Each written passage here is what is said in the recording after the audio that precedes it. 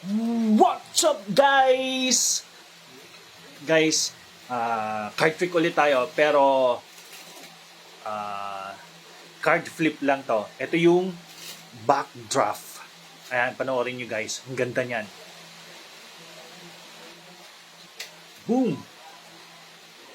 Mula doon sa kabilang kamay lumilip, papunta doon sa kabila na nag-flip siya, umiikot siya sa ere. Ayan o. Ayan yung slow mo. Guys, ang ganda niyan tingnan. Ang cool. Watch nyo guys yung tutorial. Meron tayo niyan. Guys, ito po yung tutorial. How to flip a card. Okay? Kukuha tayo ng isang card. Kukunin natin ng nakaganito. Ayan. Parang ready na siya. Kunin natin ang nakaganan.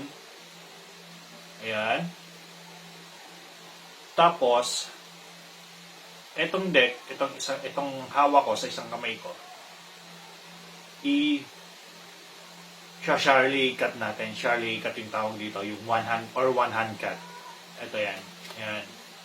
Pero, hindi natin muna itutuloy. So, ikakat natin ang ganan. Ayan, nakaganan. Tapos ito, ipiflip natin.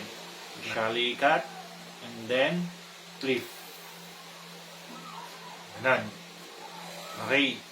So, paano mag-flip? Kukunin nyo ng ganito. And then, ito is, yung thumb nyo is, gaganon nyo. Ayan. Tapos, release tong hiniliit or pinky finger. Release nyo. Ito, medyo hihilahin nyo siya ng konti and then ito release yung pinky. So, nyaya is ganito. Ayun, iikot na siya. Ikot sa ere and then patong doon sa gitna. Patong doon sa gitna. Ulitin natin. Ayan. Hilahin nyo ng konti and then release yung sa pinky. And then ito, Charlie cut. Half. And then, boom. And then, boom. Ganoon lang guys. Medyo mahirap, pero kung pag-aaralan, makukuha nyo.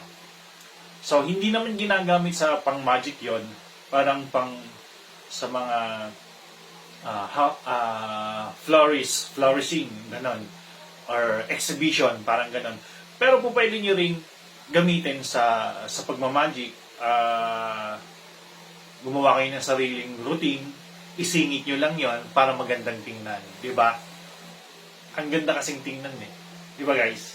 Okay guys, sana pag-aralan nyo mabuti, matutunan nyo, at magawa nyo. Maraming salamat. Thanks for watching. See you guys. And ingat lagi. God bless. Bye-bye.